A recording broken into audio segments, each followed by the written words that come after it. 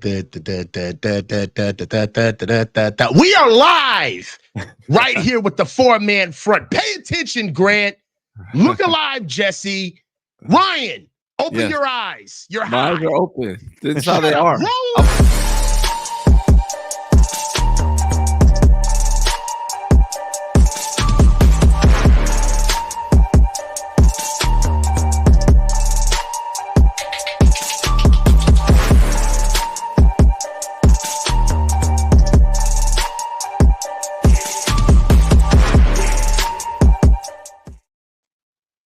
What is going on? What is going on? We are here with the four-man front. Grant Cohn, Jessie Naylor, Ryan G Hensley.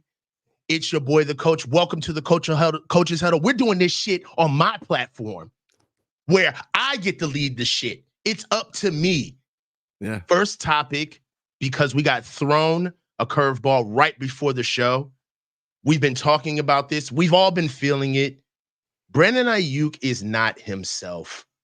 Sure, we have the offseason to talk about. Sure, we have him going through contract negotiations.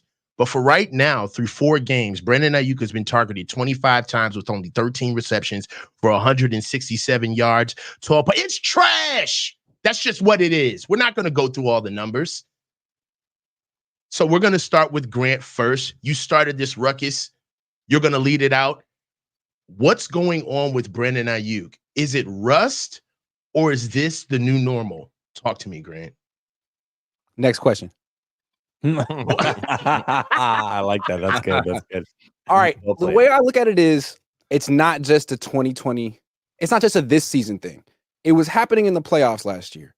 So, yes, he's rusty. Yes, he's not quite what he was at this time last year. But I think that I don't think he's a number 1 wide receiver.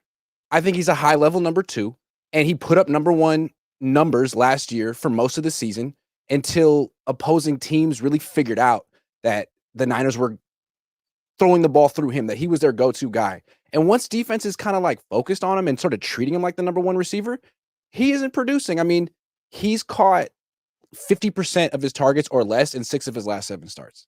So if you were a real number 1 receiver, even if you were getting a ton of attention, like you would still find ways to produce. Justin Jefferson does. Terrell Owens did. Jerry Rice did. So I just think he's been exposed as a number 2 receiver, and there's no shame in that. It's just that he's getting paid a lot of money. You think that's apt this soon into the season to talk about exposure? It's been the whole offseason, Grant. It's not like he's had 5 years of Pro Bowl stats as a number 1 guy. Like he was the number 1 option for this team for like 3 months last year, and it didn't carry over to the playoffs. So I think what we're seeing is that the small sample size is him being a dominant, quote unquote, number 1 receiver. And once opposing teams started looking at him that way, the efficiency, the production isn't there anymore. Jesse, go. I don't know. Here's the thing. I don't know how you categorize number 1 receiver. Like when you say number 1 receiver, are you saying he's elite or not elite? Because I'll go down the path and say, yeah, he's probably not an elite receiver, but we got to remember there's 32 teams. Is he a top 32 receiver? Yeah. And so I think under those pretenses, then he's certainly a number 1 receiver. But this was my whole thing with BA. And the reason they couldn't let BA go really had nothing to do with this year. By the way, the 49ers can blame themselves for this year. They knew exactly what was going to happen. They watched it happen with Debo. They watched it happen with Bosa. Did they expect that BA signing as late as he did was going to be something different? No, they couldn't have expected that because everybody else that is signed late hasn't produced at a high level. And they talked about how not having an offseason hurt them. So, of course, it was going to hurt BA. We knew it was going to hurt BA. We talked about it all offseason. And then once it's here, we act surprised that BA is not playing up to snuff. The whole thing with BA, and by the way, everybody talks about 30 million. He's not making 30 million this year. He's making like 10 million this year. When he is making 30 million and 2 years from now, that's when he's going to be their number 1 weapon, which is what you're paying for. You're paying for future production. Yes, you want the best of BA now, but the 49ers really can only blame themselves because they drug this on. I know fans are frustrated, but you can't call him a $30 million receiver. He's a $10 million receiver right now. That's what he is. In the future, he'll be a $30 million receiver. And in the future, when CMC's not on this team, when Debo's not on this team, and Kittle's not on this team, everybody's going to be very happy that BA signed way back in 2024 when it's 2026. And, they're working with Ricky Pearsall, Cowing, and Brandon Aiyuk. So I get it. Fans are frustrated, but 4 games in, I'm just not willing to write a player off that it is getting open on a regular basis. I don't care. Everybody talks about these separation numbers. The separation numbers are bogus because most of them are only when he's targeted. But when you go route for route, he is open, and the all-22 shows it. He can't throw it to himself. He can't scheme himself open. So I'm not out on BA at all. Okay, so forgive me. Maybe I stepped on the premise a little bit. Let me illuminate.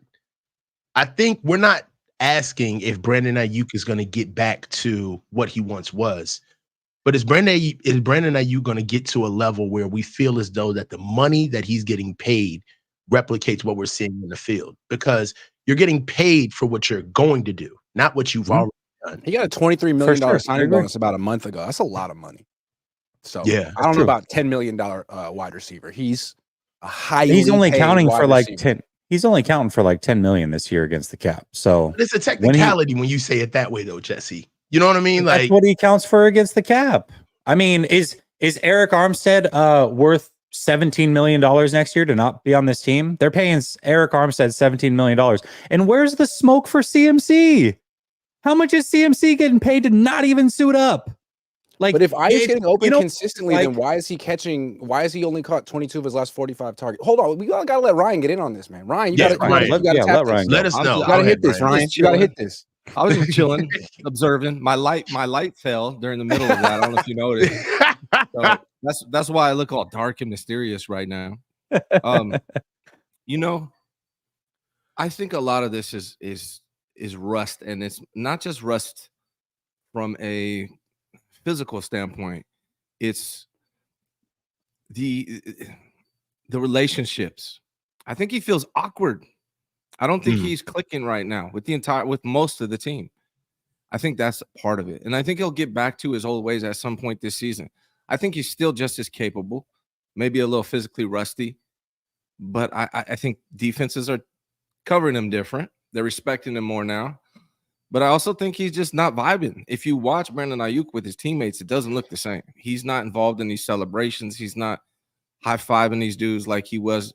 I think this whole offseason kind of created a little funk that can be worked out as these guys continue to battle together and play as a team. I think it'll come back. And I think Brandon Aiyuk will get back to his old ways at some point. It could be this week. This defense that they're playing against the Cardinals, 30th in the NFL.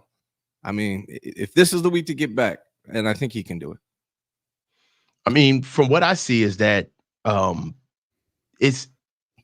feel like this is a two-sided argument. We're looking for BA to get back to form, but if BA is doing what he did before he got hurt, I mean, let's talk about it. BA was kind of non-existent in the playoffs. Coming into the Super Bowl, BA had 3 catches. Like this is something that we were looking at for being able to step up in the biggest moments. So if we're talking about BA getting back to form, even when it was in form, he didn't garner the type of respect or the money that he showed in the playoffs. We're kind of in a way, the reason why all of this, I think we're forgetting why we're here in the first place with BA, is that we don't believe in a certain sense that he can be that plus number one guy that can take over the entire defense when everybody knows that he's got to get the ball. Like, that's what we're asking. That's what his money is saying. That's what it signifies. So if we're talking you got extra attention, okay, produce. I don't give a that's damn. What I'm saying. Yeah, like, they treat you like a number one receiver. That's what you are. So $30 million a year. You see what I'm saying? Like, I get that there's a conversation for BA getting back to form, right? That's the human side of it. But then there's also a conversation for BA outperforming what he's already given us because of the money he's getting paid now. I feel like those are 2 different discussions that we're having right now. I got to say, like, do you guys remember Brandon Aiyuk in training camp last year and how dominant he was? He was the best player at camp. I think that still exists within him. And I think he can get back to, I think he can improve, honestly. What is he, 26? I think I don't know if we've seen the best of him yet, honestly, but I don't know if right now mentally and chemistry wise with Brock not having an off season, if that's really what the problem is. I think he'll get to it. I mean, if Brock Purdy hits Brandon Aiyuk on that deep pass, they probably beat the Rams, and Brandon Ayuk's numbers look really good at this point. So not just that, but with the one in Minnesota where he was wide open for a touchdown, if he gets those two passes, everybody's talking about BA way differently. You know what this is like when we talked about CMC and we talked about Aiyuk, or we're not talking about CMC rather, and we are talking about Aiyuk. This is like when you compare NBA legends and you're trying to figure out who the better player is. Somehow, when you look back on their career, it's worse to make it to a finals and lose than it is to get bounced in the first round. Like, you hold those players more accountable. It's like, well, you got there, you should have won. But if you lost in the first round, it's like, we don't talk about that. That's what's happening with Aiyuk and CMC. CMC's not even playing. He's fully guaranteed his money, and nobody's saying a word about him not producing or doing his job. Deebo Samuel, by the way, the year that he got paid, he started only 13 games and had 632 receiving yards and 232 rushing yards. So anybody that expected that this was going to be like he would just step in after missing the offseason and play great, all you have to do is go look at Deebo Samuel. He was awful the year after they signed him. But I will say, in regard, like, he's paid. So everything I said, I believe is accurate. But also, when you're making that much, no excuses. So make it happen, you know? Yeah, like everyone's saying like Jennings isn't a true number one receiver right now, even though he's the number 4. He's the 4th leading receiver in the league. He's not a true number one because Ayuk's getting all the attention. Well, that's how I feel about Aiyuk. Like, he wasn't getting all the attention last year. Christian was. And so Aiyuk went off. And then people adjusted, and he hasn't produced in like 9 months, 10 months. I mean, I think like the Juwan Jennings phenomenon played out with Aiyuk last year. I'm not saying Jennings is a number 1 receiver. I don't think he is. I think he's a number 2. I think Ayuk's a number 2. I think Debo's a number. I think got 3 really good number 2 receivers on this team. Yeah. I mean, and when you say it like that, then you have to ask what's the next head to roll, because they're not going to pay them all. 2 of them are paid. To Jesse's point, he was like, well, Aiyuk, he was open deep a couple of times and Purdy didn't pull the trigger. True. And if he hadn't, he'd caught those passes, Jennings still would have more catches, yards, and touchdowns than him over the last 7 games. It would still be a discussion. Yeah, like I don't know. Look, maybe Aiyuk is a number 1 receiver, and he's gonna be the guy, no matter what kind of coverage they get in the future. But jury's out on that. I mean, you got a lot to prove when you call yourself a Lamborghini in third person. That's true. That is true. I'm sorry, bro. You did it to yourself. Let's go out on that. He did it to himself. Yeah. All right. I'm a Lamborghini. I'm a McLaren. You're a Fiat. So Young Guns. Which 49ers rookie needs more playing time? Are the rookies being underutilized? I want each of you to argue for which young player deserves more time on the field. Pick your young guy, your rookie. He could be in any type of role. It doesn't have to be a starter, any type of special teams or package role. And I want you to just illuminate on why you think this guy deserves to play and who's got to go in the stead of this guy, because there's already guys that have to move on. So my guy right now is I'm over the George Odom. The George Odom. I love how on Coaches Show he asks the question and answers first. I love that. That's the best. Yes, only you're damn right. Yes, we're at my crib. We over here now. You know what I'm saying? So, like I said, for my guy, I want Malik Mustafa, man. Like, I want him to start playing more.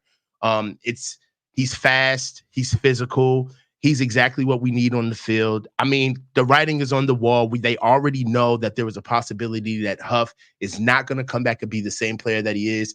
I don't want to write him off too soon, but for what he was before he got hurt, athletically and in space, and what he is now, I think the Niners are pretty much already starting to roll that out, that process. Right now, he's faster and more athletic than any safety that we have. And quite honestly, before you say it now, he might be our biggest safety that we have. I like the way that he moves on the field, and it's time for them to pace him out and get him ready. They did it last year with Jair Brown. Jair Brown had to play by fire and absolutely closed the game. The first game that he played with the Tampa Bay Buccaneers with a pick. I see that type of arc for Malik Mustafa. And also you actually get more utilization out of him because he's on the plus side of special teams. So you'll be able to get more out of him. I think that they should start playing Malik Mustafa more. So that's my guy. I'm going to start with Ryan. Who do you got, Ryan? Man, I right there with you, man. I agree with the Malik, but there's another guy, I think Matt McCowan just stole it from me in the chat. I didn't steal from you, bro. I promise I was thinking. But D Winters to me, right? This 49ers defense needs to be faster. So if I can't go with Malik, I'm going to go with one of these young speedster dudes, man. With D Winters, needs to replace. Nah, you got to pick a rookie. Absolutely not. He's a young guy. That's so true. You know what? That is true. No, I'm not letting that happen. You got to pick a rookie. You said young guns. Sit down. It's written down. It's on the ticker. Hold on. You need a rookie. It's a rookie. I got one for you. It's a rookie, Ryan. Hey, you want rookies? Go. I'll give you rookies too. Evan Anderson then. How about go? That? Okay, there you go, Ryan. All right, Ryan. Evan Anderson has the highest PFF grade of all defensive tackles on the 49ers from just from one game. Obviously, 19 reps. I mean, I would be down to see more Evan Anderson. They need a run stuffer, and he's built like one. They really don't have that big body dude on this team. They haven't for a while. And I think from what I saw, again, it was against the Patriots. So we'll see what he can do against a real offensive line. But I would like to see more Evan Anderson. And I think he's going to get his opportunity with Hargrave out. So since I can't go with Malik and I can't go with young gun D Winters, I will go with Evan Anderson.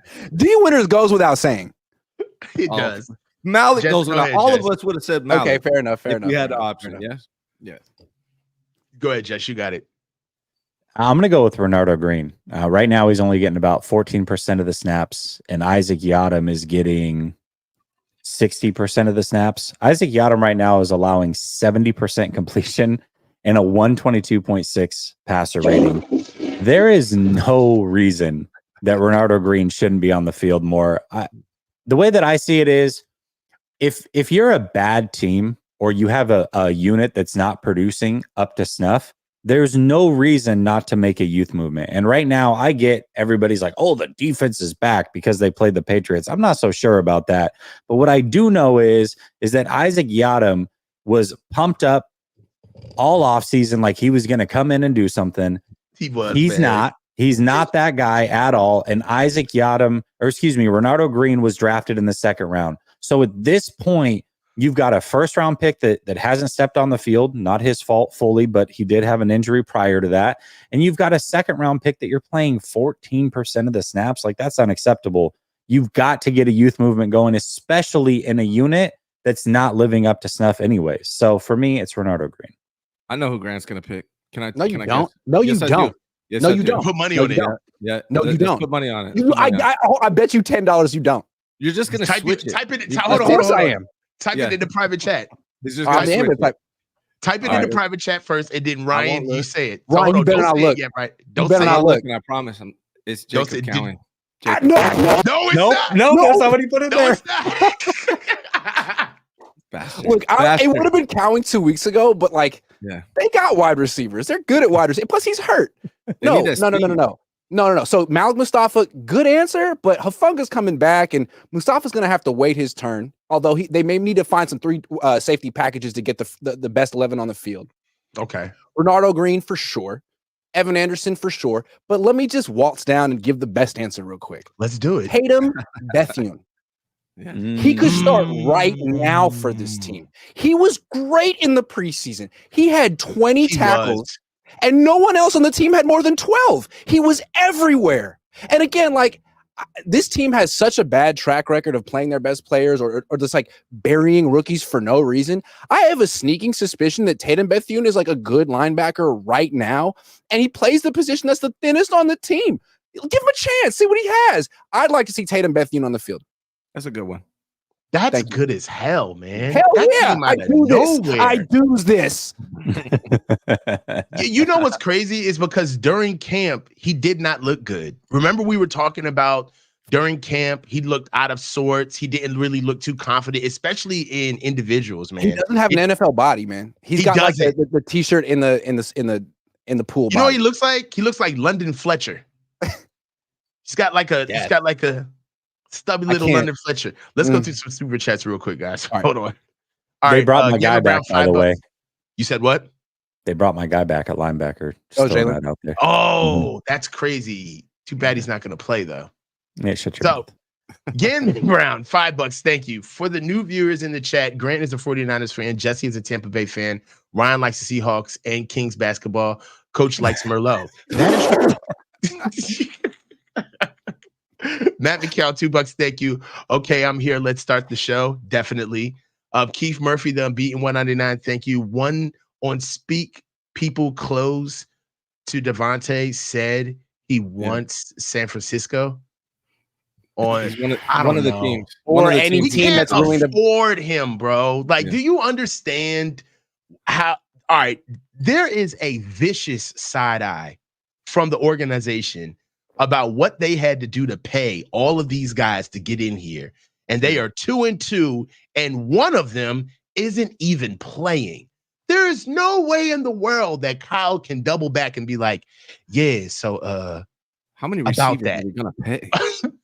Can we see what we could do with Devontae? Nah, I just don't think it. I don't think it's realistic. What do you guys think? Pass rusher, linebacker. Like, I can think of a million positions I'd rather prioritize than another expensive receiver. So I'd pass. Yeah, definitely. Yeah, I mean, I would trade Debo for him. But I got a text yesterday that said that he would be interested in San Francisco only because it's close to home and keeps him on the West Coast, but it's like choice number 5 for him. So, and also just because he's interested doesn't mean the 49ers are interested either. So he's not going to be a 49er. I'd be shocked. Definitely. Sports AA $2. The 4 sportsmen, BA sleeping in silk sheets. Yes, he is. Laid up like Nino Brown. Matt McKeown, $5. Thank you. Come on, Grant. Love you, brother. But you can't say he hasn't produced in 10 months when they didn't play for 8. How many catches did he make in June? Tell me that. All right. Matt McCall, $5. D Winners is who we need, especially this week. We need his speed. Agreed, man. I like that. Juan Jimenez, $2. Thank you. BA is a Honda and Debo is a Toyota. That is true. Import. No, if Debo was a Toyota, he wouldn't get hurt. He would be on the field more. They're reliable. Debo's a Hummer. Yeah. Pause. Yes, he is. Yeah. Yes, he is. Yes. What is Aiyuk? Okay, so Debo's a Hummer. Aiyuk is a Jaguar. A very expensive car that doesn't. He's like that. He's like a XJ. No, he's an S2000, bro. Remember when S2000s were like $100,000 cars? Okay. Like what are those? What's an ostentatious car? Chrysler 300. Hold on. You know what it is? What is an ostentatious car for people who want to be seen but don't have money? He's a Maserati. Oh, there you go. There you go. He's not a Lamborghini. He's a Maserati. He's a Maserati. That's a good call. What's Jennings? Jennings I think like Jennings would be like a truck. Jennings a truck. He's like a Toyota pickup truck. Yeah, he's a truck. Yeah, he's a Toyota Tacoma. Yeah. I think Jennings would be like a He's an F-150. He's an F-150. He's American. He's American car for sure. He's built for tough. He's built for Matt McKeown, $2. Thank you. You know who's happy about BA play? Trent. It is the last one before we get back to the show. Keith Murphy, Kittle's a Jeep, by the way. Kittle's a Jeep. You said what? Kittle's a Jeep. Kittle's a Jeep. Yeah, Jeep Wrangler. Cool. Grand I don't Cherokee? think he's got to be. I don't think. Shut up. That's me telling you to be quiet while I read these. I don't think it's realistic either. But feels like everyone wants to be a Niner right now. Who would be a midseason trade piece to after defense? It feels like everybody wants to be a Niner right now. I don't feel that. I don't know. I don't feel like everybody wants to be a Niner. I don't feel like everybody wants to be a Niner right now. Defensive player, I don't know. Somebody along the defensive line, which is crazy, right? Like how much equity can you put into one unit for it to underproduce? I mean, I feel like they've squandered the equity. To be honest with you, the equity is building up the players, right? Like Nick Bosa they've always kind of do it traditionally at D-line, right? They try to get Solomon Thomas. They try to get Nick Bosa. They try to get high-end guys to be able to load out their starting five and then bring in waves of good quality depth behind it. That's the way it was built. But over time, we've started buying those guys instead of developing those guys. And then on top of it, they haven't been hitting, right? I think it's pretty safe to say Javon Hargraves is a miss. It's a miss. Yeah. Right? So it's got to come from somewhere. I like that you never say his name correctly. Never. Javon. No, I always say S. Yes, I love it. And I don't want to like correct you because it's like he deserves. Why should we say his name correctly? Who the hell is his name? Is not Jerome. For the Niners. It's Jerome Hargrove. He's forgettable. It's not Jerome. It's Jerome Hargrove because that's what Shannon Sharp calls him. It reminds me of that Key and Peele skit where they would just like say like my favorite. Liam Neeson's though. Like Javon Hargraves though. Bro, like yeah. All I'm saying is that he will always have an S. I will never say his name correctly. You also say Deebo Samuels, which I love. Deebo Samuels, yes. That's my favorite thing. I love it so much. I love it. Yeah, he gets an S. He does. You want us to pronounce your name correctly? Be an all-pro. Yeah, I gotta remember your name, honestly. All right, so speaking of, knowing how to get things done, the playoff race, let's talk about it. I mean, we don't simply go through the season to just play games and hopefully go to the playoffs. This is supposed to be a Super Bowl contending team. I kind of find it ironic that they don't talk about it as much anymore. You don't hear it. You don't hear it a lot anymore about, we're always striving to go win the Super Bowl. We're always in the championship hunt. We're always doing this to fit our windows. Like all of that rhetoric seems to have flown out of the window. But with the 2-2 record, let's ask right now, should the 49ers hit the panic button or is it too early to worry about their playoff chances? Where do they stand right now? I'll start with you, Jesse. It's not hitting a panic button 4 weeks in is a bit rich, but I will say this, and I talked about it with Grant.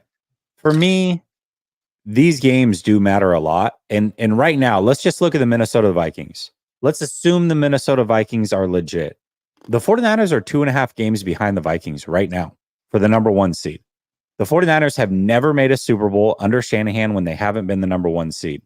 The Minnesota Vikings, if they finish the season 9-5, that means the 49ers have to go 12-2 just to have the number 1 seed over the Minnesota Vikings. That's not going to happen. It's just not going to happen. If the 49ers go 11-3 and have the same record as the Vikings owe the tiebreaker. So right now I'm looking at a team that not only has to make the playoffs, obviously we know the 49ers have to make the playoffs, but they're going to have to be good enough seeding wise to rest their guys week 18, because I think the number 1 seed, as crazy as it sounds, is likely out the window. I think Minnesota's for real. I really do. And watching them beat the 49ers, the Texans, and the Packers back to back to back, 3 young, good quarterbacks, 3 teams running the same system as Kyle Shanahan, and Minnesota plays the Packers again. I also wonder, how does Kyle Shanahan get ready for that playoff matchup if it were to occur? Because what's he going to do to close the gap? You got one guy in Flores who's playing against this scheme every other week, it seems, and shutting it down, and one guy who gets to play it again in another 12 weeks if they meet in the playoffs and has to prepare for it. You have to give the edge to Flores again. So I think that's a bit concerning. I wanted to jump in real quick before I pass it on to the other guys. Right now, it's safe to say, in my opinion, you could very well look at the next month of football to say that this is pretty much the most important stretch of the season for us.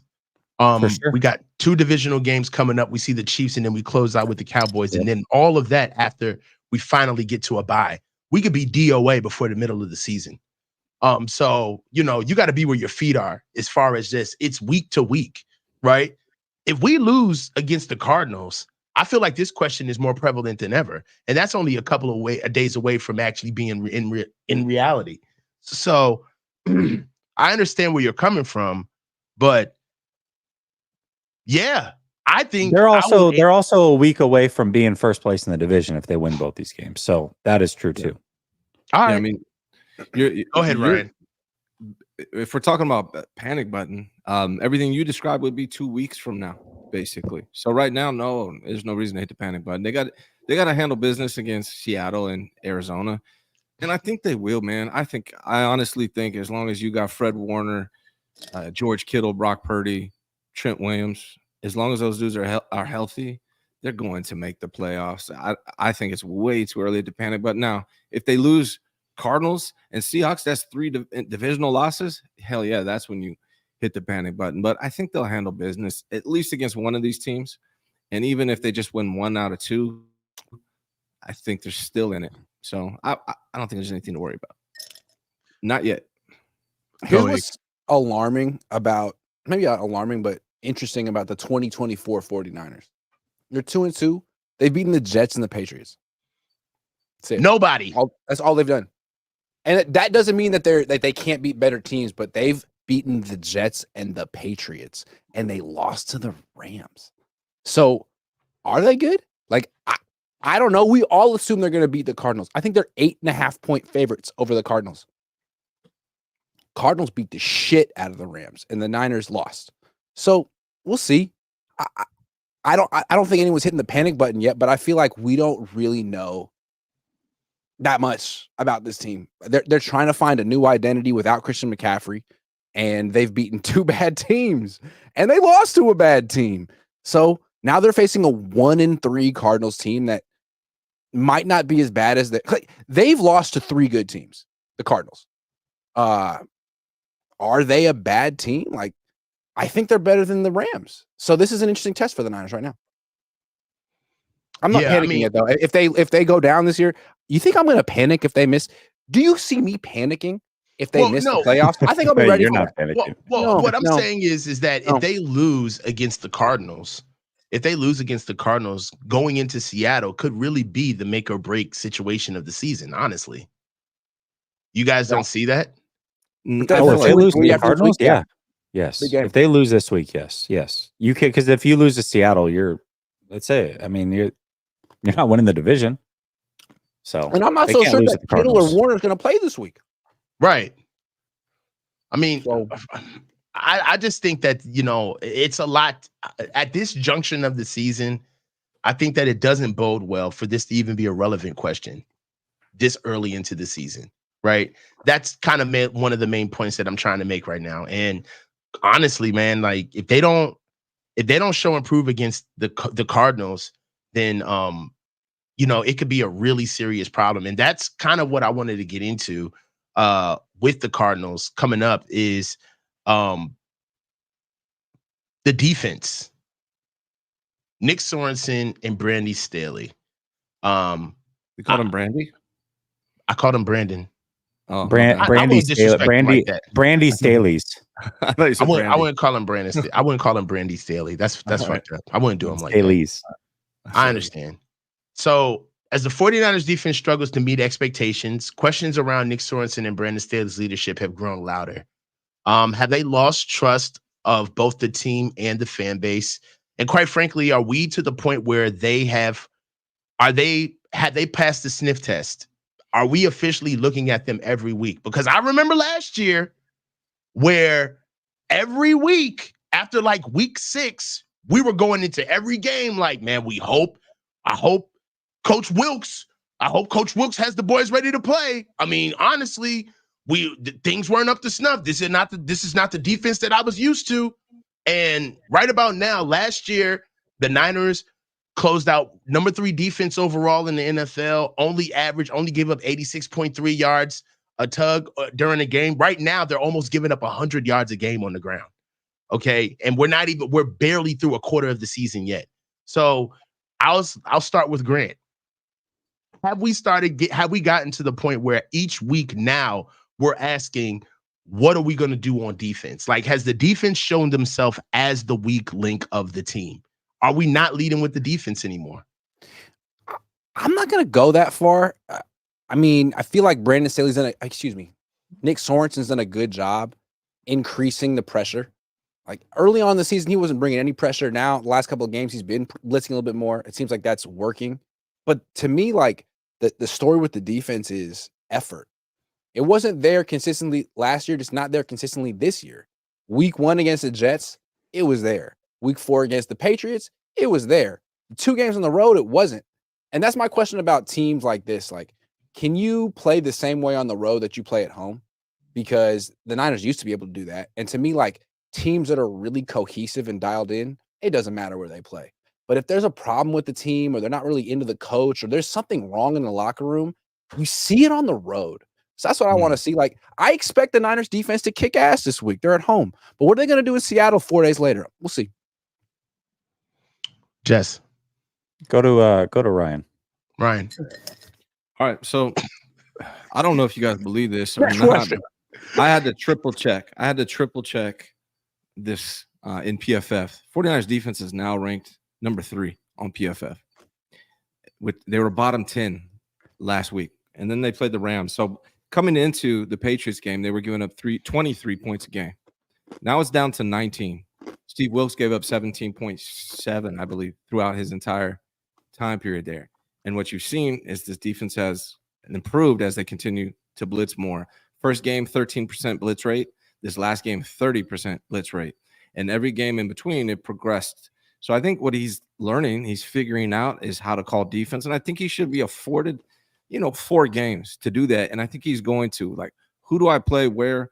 How do I approach? Like, how do I blitz? What plays do I call? And I think he's working that out. And I think it's headed in the right direction. We'll see, though, because this Cardinals team is, after the Vikings, is the best offense they've come across so far. So they'll be tested, and we'll find out. It's not going to be as good as the Patriots game, but it should be better. Yeah. I don't buy that they're back after the Patriots game. I mean, everybody knew the Patriots offense was absolutely atrocious. I'm going to give you some numbers real quick. Through 4 games last year, if you compare Steve Wilks' defense to Sorensen's defense is giving up 6 more points per game and 40 more rushing yards per game through the first 4 games. Wait a minute. Let's not forget that it's 19 now, though. Sorry, it's not. It's only 19 points per game now. I'm saying through the first 4 games, it's 19. The points given up per game through the first 4 games for each, not the season. I apologize. Yeah. You're right. Gotcha. The first 4 games is 6 more points per game and 40 more rushing yards per game through the first 4 games of the season for each of them. So Steve Wilks, who, again, when it got bad, was only giving up 17.5 points per game. And then you've got arguably the worst offense in the league in the Patriots that came in, and you got a get right game. I don't fully trust it. Right now, they've had 2 games where the defenses look good, and they've had 2 games where the defenses look really bad, actually. So to me, I don't know what this defense is yet. And if this was Steve Wilks, he wouldn't be getting the grace that I think Sorensen and Staley might be getting, just because the last game they happened to look good against a really bad offense. One thing, though, I would say too is like look at who's working with. Like, where's Greenlaw at? Right. I think that's the real big missing piece that this defense needs. They got to figure out linebacker, because DFF, Devondre Campbell are not contributing. Yeah. Okay. I get that, but you're also asking for caviar at McDonald's right now. Asking for Dre Greenlaw back is asking for one of the best linebackers in the NFL back. Perfect ain't on the menu. But we're comparing numbers when Greenlaw was on the team. So that's what I'm pointing out, right? Like, if we're comparing Wilks' numbers with Greenlaw to Sorensen's with freaking Devondre Campbell, is that necessarily a fair comparison? Well, Greenlaw was out half the Super Bowl, and they went against Patrick Mahomes and held them to 19. So I don't know. Yeah, I don't buy it just because he doesn't have, Dre Greenlaw, that all of a sudden that counts for like why the numbers have dipped, right? This is a handpicked guy from the way they tell it. Well, you say they gave up 19 in the Super Bowl without Dre Greenlaw. So far this year, they're giving up 19. So it's like exact same as they did without. They played like Jacoby Brissett and Stafford with no weapons, though, too. I'm just saying I'm not ready to count them out, and I think it's fair to give I'm not either, but I'm definitely holding them accountable. They need to be held accountable. We should hold them accountable. But like really, like, what was I should have looked up Salah's first 4 games and then D'Amico's first 4 games compared to Wilks has experience in this league. He's been doing it for a long time. So I just think he's going to be okay. Is my point. I think they'll figure it out, and it's kind of hard without Greenlaw. Okay. Well, let's get to some super chats real quick, guys. John Muniz, $5. Thank you. What do you guys think of these moves? Burford to right tackle and Huff to linebacker. I think Huff is a little too small for linebacker. I don't know what Burford would do at right tackle. He is a tackle by trade. He got recruited as one of the best tackles in the nation. He actually went Power 5 scholarships to stay home at UTSA. So he has a lot of experience at tackle. But I wouldn't mind seeing him out there just to see what he could do. What do you guys think about that? I'm willing to see it for sure. Burford at right tackle. I mean, we've been talking about it for a while. Matt McKeown, $5. Yes, definitely. You guys need to do a segment called Objective Analysis, Devil's Advocate Edition, and the chat gets to pick who you each have to discuss. We started that a little bit, but that seems like that our topic or our premise on steroids. Manhattan John 999, thank you. Undefeated in AFC East, Grant. Right. This team is clearly better than the Jets team in the AFC East. Oh my God. So much better. Well, I don't know about that. We'll see. Keith Murphy, the unbeaten. Vikes about to smoke the Jets too. Maybe Salah is available by Thanksgiving. Oof. That's crazy. Oof. Matt McCune, do we get more info if we lose or win versus the Cards? I mean, no. If we lose, More that's intro. traumatic. That's like if ridiculous. we lose, Yeah. that's it. That's I don't even like being in this position. That's what I'm saying. Like, this is the big deal to me. John Muniz, hope Salah gets canned and comes back to the Bay. He is a way better coordinator than a head coach. I'd agree with that. I'm not out on Salah though as a head coach yet, though. Can we say something real quick though? I don't think you guys have put 2 and 2 together on this one, but Robert Salah gets the job at the Jets. What's the first thing he does? Get rid of Darnold. Quarterback. Get rid of He got rid of Darnold. And he brought in Zach Wilson. And look at what Darnold's doing. Damn. It's not a good look. That's a bad look. So I'm not saying Darnold's great, but he's better than Zach Wilson. Yeah. That's true. Yeah, that's fireable. Honestly, I mean, it didn't work out. All of his quarterback decisions didn't work out. He's on his second offensive coordinator. That's the thing with defensive coaches. Like, okay, like your defense is fired. Robert, your defense is legit. Like, who's your offensive coordinator? Who's your quarterback? Oh, you don't know? Can't be the coach. Sorry. And I like him. I like him too. I mean, but you can't be a head coach, spend a lot of capital on getting a high-priced quarterback, and within years he's already gone. I mean, who do you think you are, Kyle Shanahan? You can't do it. Baker Mayfield has 3 touchdowns at halftime. Oh yeah, he's only getting paid like $35 million a year. I'm just throwing that out there. And they're not going to play him this year. Well, we're about to get into it right now. Matt McKeown, anyone that plays the Rams gets a PFF boost. That is true.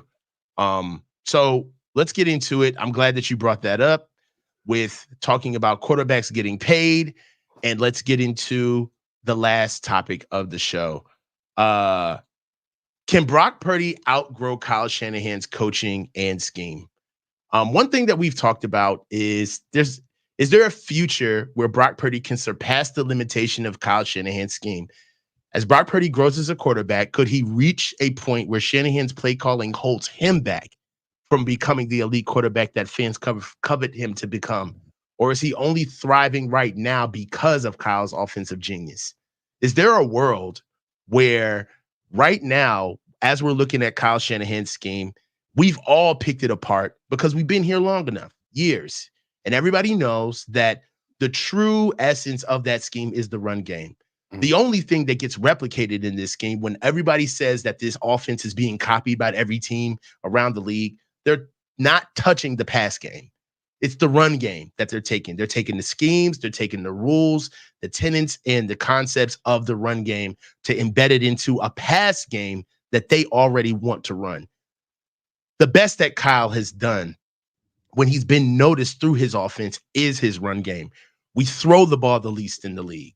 We garner the least amount of yards through receivers getting the ball. We have an inept passing attack without the run. Without the run, play action, RPOs, explosives are all dead. One of the things that we've looked at in this offense so far is what? Lack of production from the receivers, separation. All right. Also, on top of the fact that Kyle predicates the explosiveness of his offense on yak, which is not scheme. That's depending on your players to do things posthumously after the play. Have we gotten to a point where when we look at our offense and we need to see things that are happening in the now, and Brock has the strength? One thing that I will say, I think that we all can agree on is that the one of the biggest misnomers for Brock Purdy to be an elite quarterback one day is what we see now, and that's his trait of processing. He is an elite processor. He can see the field. As time goes on, is there a world where Kyle has to start moving out of the way so Brock can evolve? Or can Kyle keep up with Brock's evolution? I'll start with you, Jesse.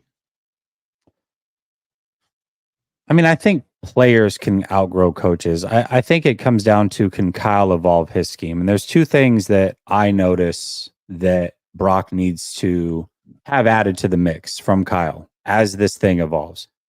One of them, and I saw it at the Rams game a ton, when you've got your number one wide receiver, Brandon Aiyuk, matched up in press man coverage with nobody over the top, shading to his side, you've got to have something built into the offense where Purdy and Aiyuk can look at each other, give themselves a signal, and wipe away the play. And it's just like, you go deep.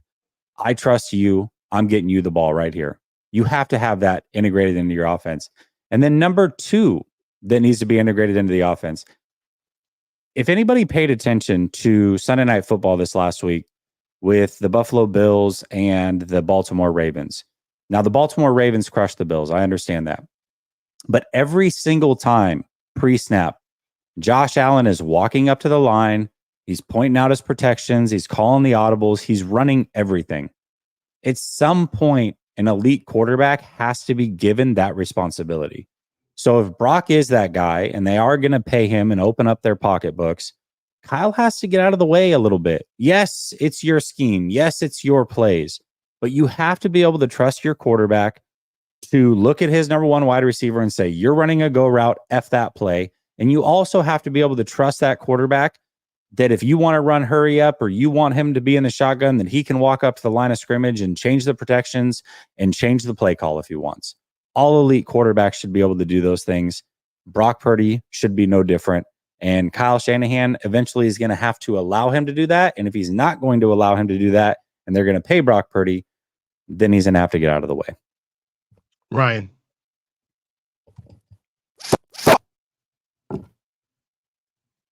You're muted. You're muted, Ryan. I was chewing on ice. Ryan. I was chewing You were on ice. spitting, though. You were spitting. I didn't want you guys to hear me chewing ice over here. You're good, Ryan. Yeah, I was chewing ice.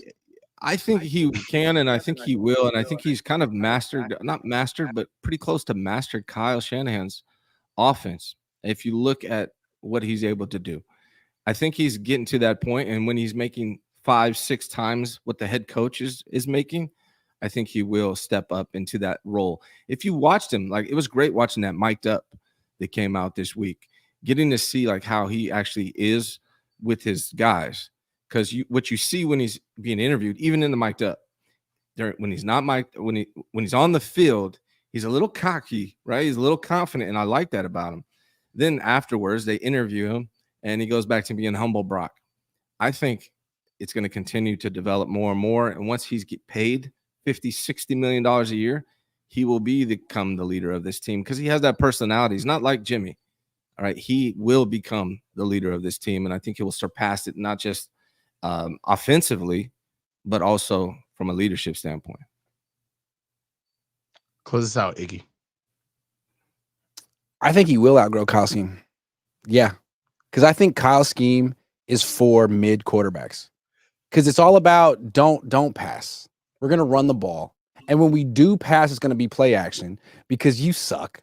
And I'm going to scheme everyone open and just execute. And that's great for Jimmy Garoppolo. It's great for Kirk Cousins. But if you have a legit top quarterback and great weapons, you should be able to drop back and win. And right now, like, everyone's game plan against the Niners is take them out of their run game, take them out of their play action, force them to drop back and throw. And that's not because of Brock. It's not because of the weapons. It's because of Kyle. That's the weakest part of his play, of his playbook, offense. It's the weakest part. So yeah, absolutely. Like Kyle's great on first down with the tight splits and the motion and the this and the that. But like, what about just spreading out and dropping back from the shotgun and winning like that? I mean, that's how teams with Hall of Fame quarterbacks can operate.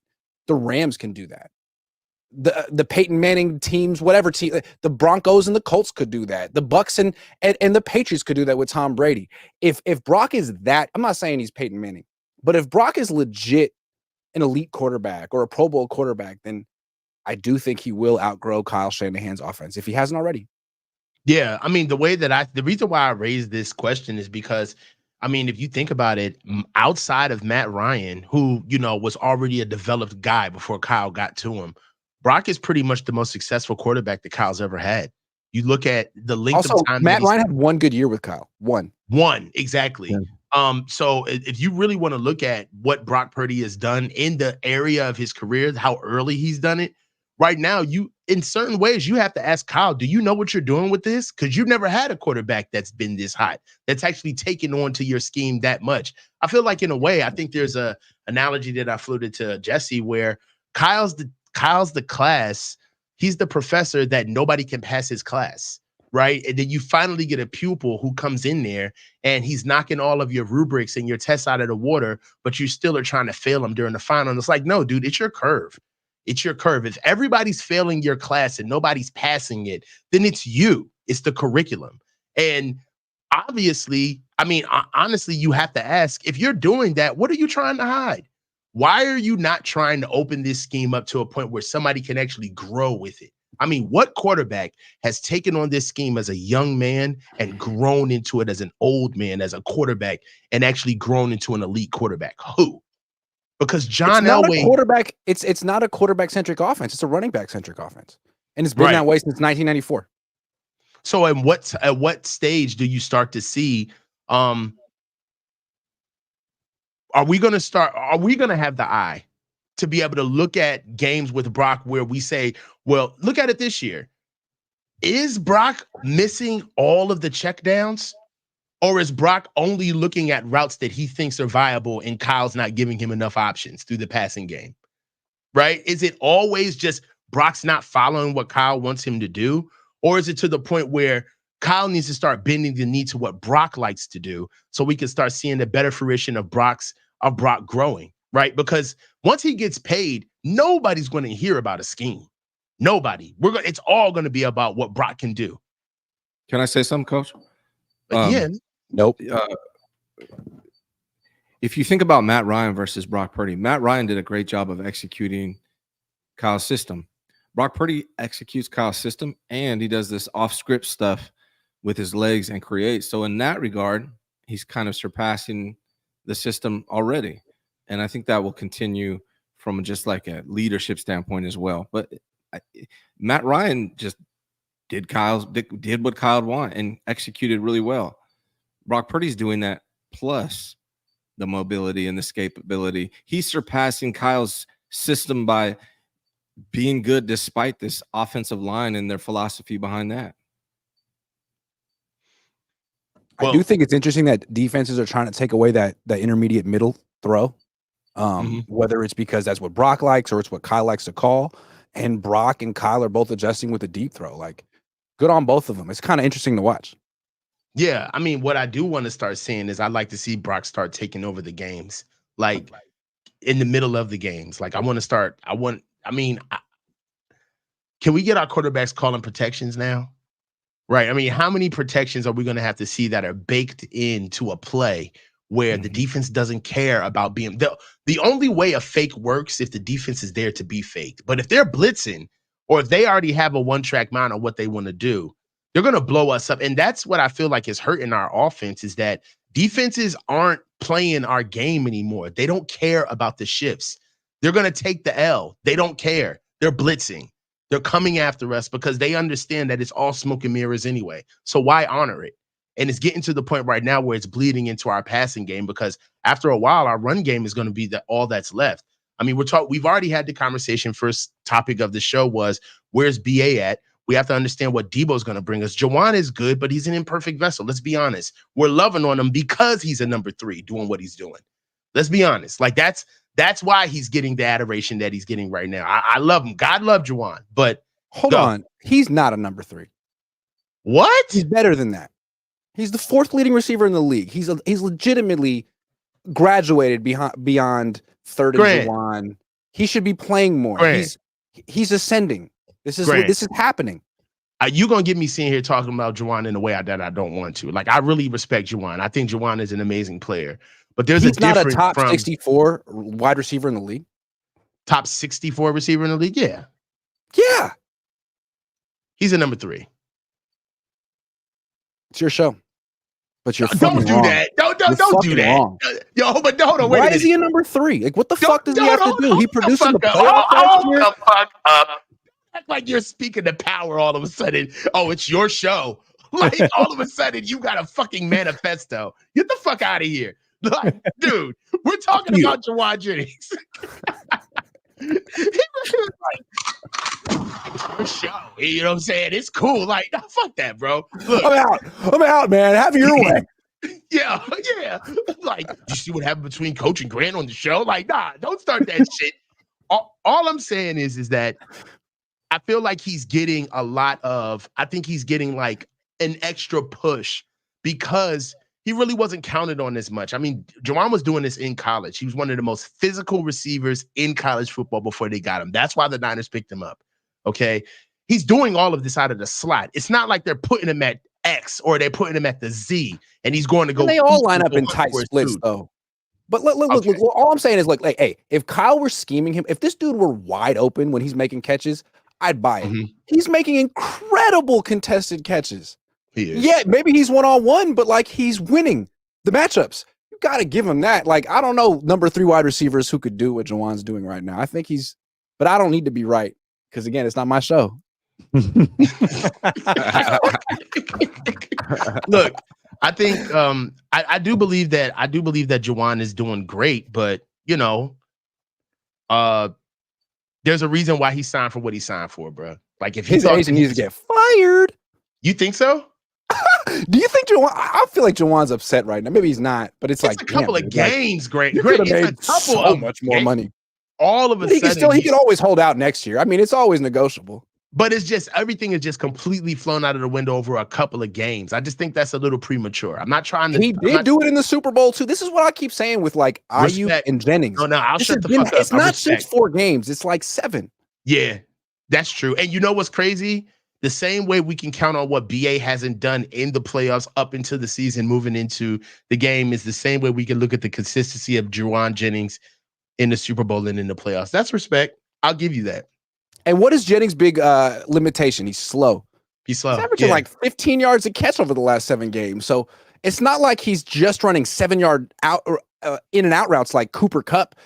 I mean, he seems like he's becoming a complete wide receiver. I just want to say that I'm a Juwan Jennings fan, so you can't take anything I say really, seriously. I'm just on the payroll. I'm on his team. Can you throw that up on the screen real quick? What I'm trying to share. Oh, yeah.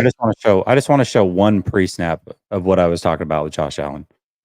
And this was all game. You could go to pretty much anything all game. Just watch. Just walks up to the line of scrimmage, tapping his helmet, pointing out mics, telling people where to go, directing the whole offense. This is what Brock Purdy eventually has to get to. And if Kyle Shanahan's going to hold him back, then that's on Kyle. Yeah. He did a good job of taking that sack there. I'm sorry. I'm a jerk. He got sacked. Yeah. Good job setting that protection, Josh. I'm kidding. He's a great player. But you know what he's saying too. Don't shit. No, on I the know. point. I couldn't pass up an opportunity to be a prick. I can't pass up an opportunity to be an asshole. It's who I am deep down. People think I'm a nice guy. I'm not. I'm a jerk. Ask Debo. All right, bro. Let's go through the last couple. If Grant covered the Chiefs, it would somehow suck too. Yeah, 100%. Like, bro, this is the year they're not winning it. No, I would just have nothing to say. That team's boring. Let's get it. Could you imagine covering them? No, I would. Garrett 499. I'm about to trigger some people. Get rid of Debo and Juice this offseason. We attempt the trade for DA for BA, fire Kyle, and hire Ben Johnson. I like that. I've been talking about Ben Johnson for years, and I like the fact that he turned down the Commander's job. I don't know, man. Ben Johnson may be a guy. I like Ben Johnson. I like Ben Johnson. Oh, you're gonna love this one, guys. We have somebody who pays to hate. I love these idiots. 3 haters and a coach been watching Brock to make y'all walk it back every week has been a thing of beauty. Pava. I love it. I wear your shirt. I wear your shirt, dog. It's Padre. Hey, bro. And for the record, I haven't walked shit back, so I'm still here saying what I've been saying. Like, what do you mean? You bought him. When Brock gets paid, the wolves will come out of the tree lines. So you don't understand. There's people playing the long game with this. They want to be able to see it in real time, and this is a good phase of Brock's career, but he's got a whole career. So the question was apt. I think it was fair. Can Brock outshine Kyle's scheme? Because we feel as though that Brock can do more than the scheme. But that doesn't mean that Brock's going to be worth the money.